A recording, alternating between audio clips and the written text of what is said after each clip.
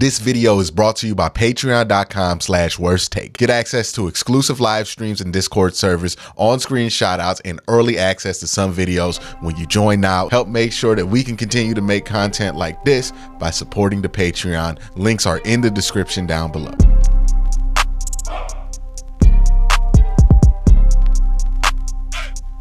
Hey, what's up, and welcome to QnA, the show where I take your questions and answer them here in video format. A ton of things to get into, so let's just go ahead and jump right into it. The first question comes from Blake McCoy, who says, how can we manipulate the defense to help Myles get sacked?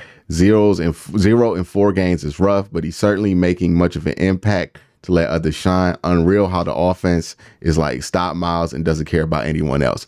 I think the reality of what's going on with Myles right now is that you just can't do you can't manipulate a defense. Not a defense. You can't manipulate an offense to forget who their number one priority is, right?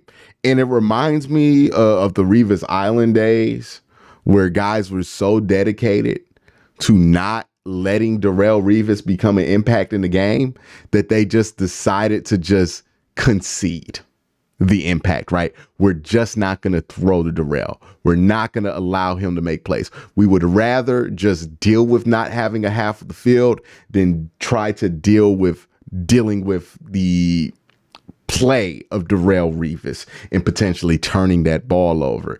And teams have similarly made that decision with Myles Garrett, where they have decided, I just don't care how many sacks we give up. We don't want them to be from Myles, simply because when Myles Garrett gets a sack, it's not just a sack. It turns into a strip sack. It turns into a whole thing. So teams are just dead set on making sure that that doesn't happen, even if it puts other tackles in vulnerable situations, even if those tackles aren't winning those battles. There's just no forcing them out of it, right? There have been multiple situations this year where Myles is getting triple teamed.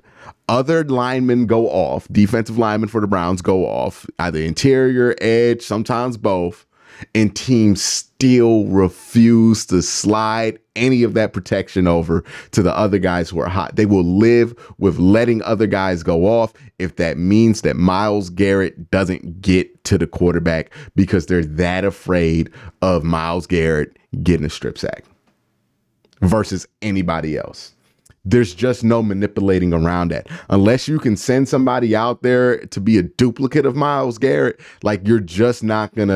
you're not gonna confuse people, or you're not gonna scheme up something that's gonna do that. The best you could do, and you can see what they're trying to do, is do a lot of stunts and twists. But what happens when you do these stunts and twists is that you end up kind of nerfing Myles anyway, because instead of letting him get off the line of scrimmage like he wants to, he has to kind of run parallel to the line of scrimmage for an extra second, which kind of takes away the advantage of him being Myles Garrett. So there's just no great way to get around that. If they have decided that they're going to double, triple, sometimes quad team Myles, then that's just what they're going to do, and we got to deal with it. And Myles isn't going to have great production because of it. Again, it's similar to the Revis Island stuff. Now it's on the defensive line, and it's unfortunate because people have such a sack-heavy mindset that they're not going to be open to understanding that Myles Garrett is so dominant that teams are literally deciding, I would rather play with a disadvantage than play against the Cleveland Browns straight up with Myles Garrett. But that's where we're at. There's really nothing you can do to get around that, unless you could disguise Myles Garrett, send him out there with a different jersey. I don't think there's anything you can really do about that.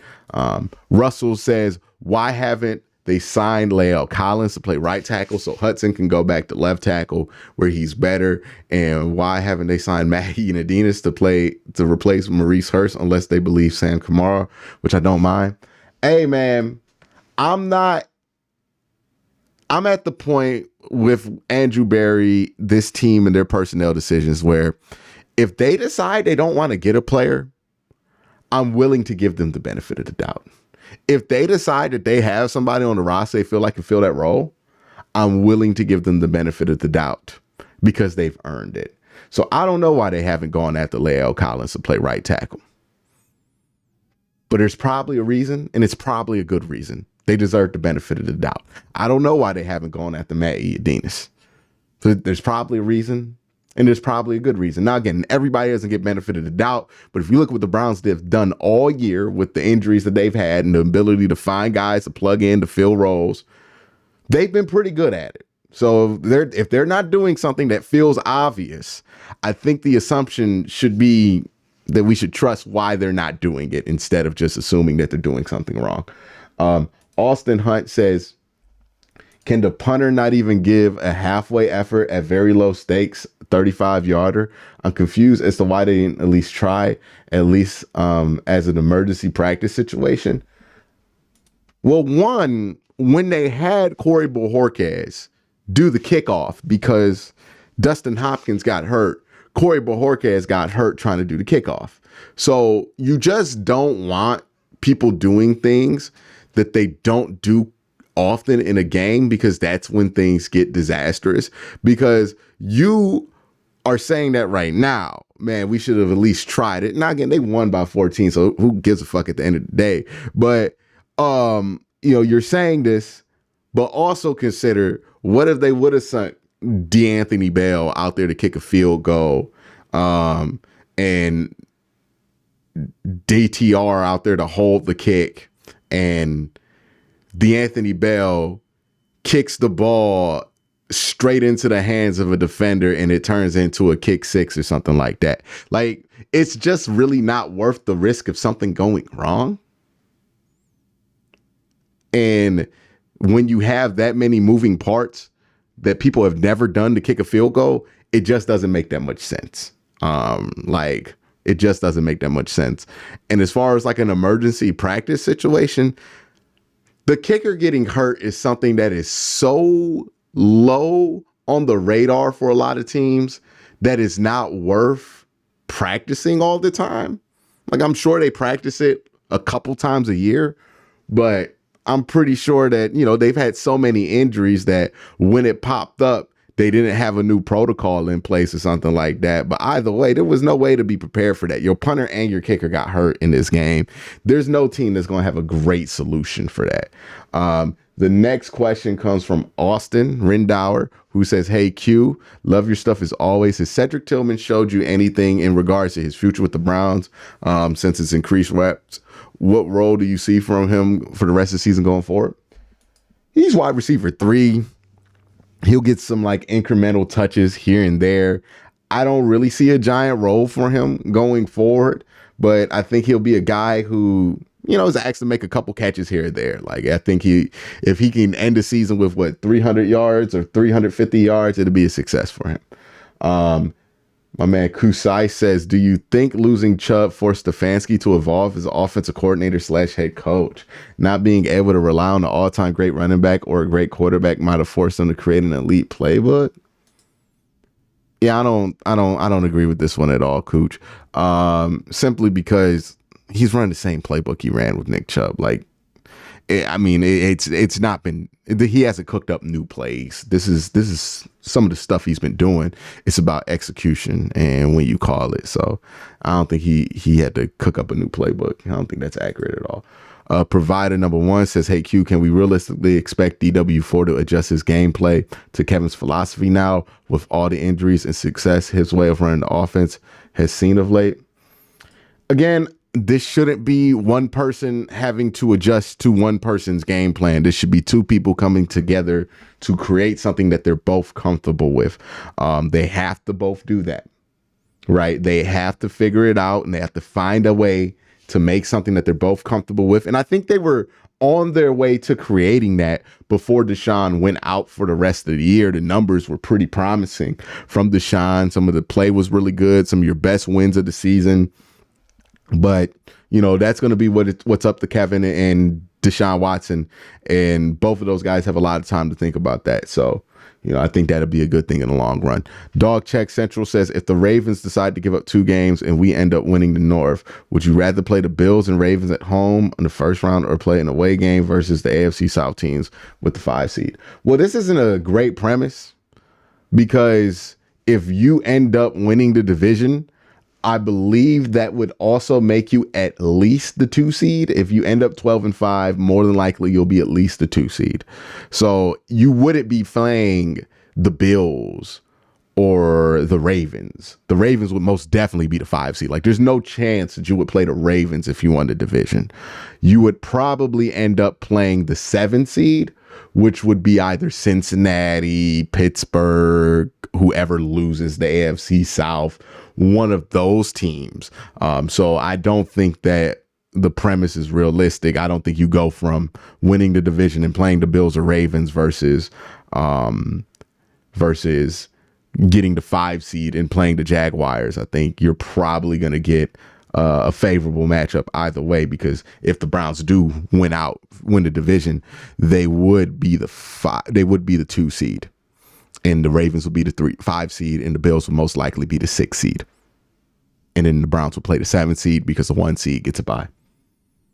Next question comes from KOT, who says, am I crazy to think that we match up with anybody in the AFC, or is it crazy to believe the Browns, as presently constructed, could have a chance to win the AFC?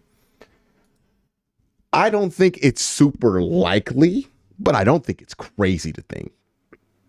Like, I'm not going to say that it's like a 50% chance that the Browns should be favored to do this, but it's not a crazy thing to think. The Browns could do this. It's in the range of possibilities. And that's a great place to be at. The next question comes from Michael, who says, are you concerned about the Browns run game going forward in the playoffs? Flacco has been playing well, but I worry if we put the offense on him, he won't be able to carry the offense the distance without at least an average run game.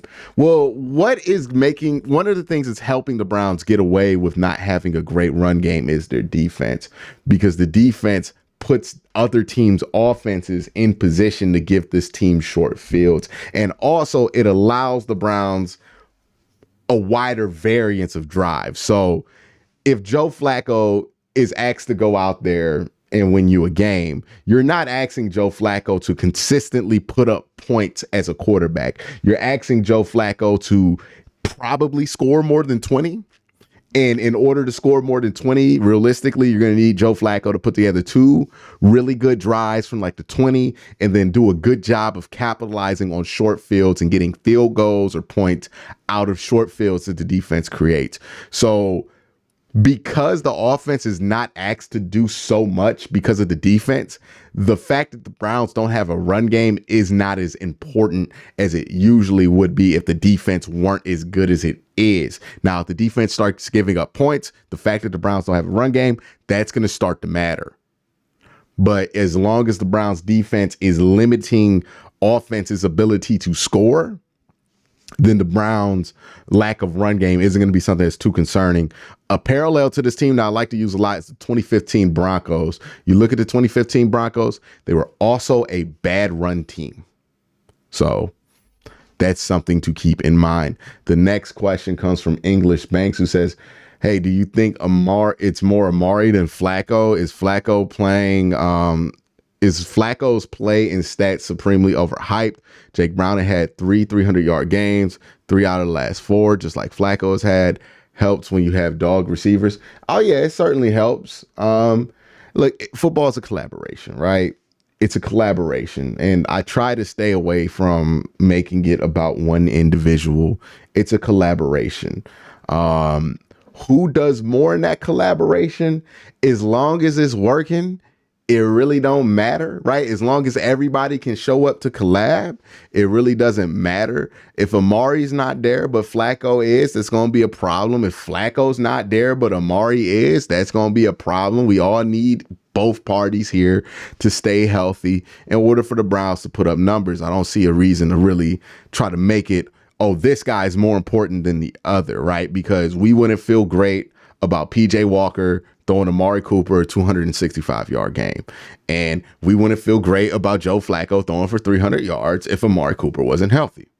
It's a collaboration. They need both to be successful. They need to play well together. And I think that that's one of the things that kind of gets overlooked when we get ourselves so caught up in giving praise to a player that we really appreciate, that we forget that their success is always a result of a collaborative process. But thank you for the question, English Banks. And that's it for all the questions this week. Thank you guys for asking them. Y'all have a great day. Have an even better night. Peace.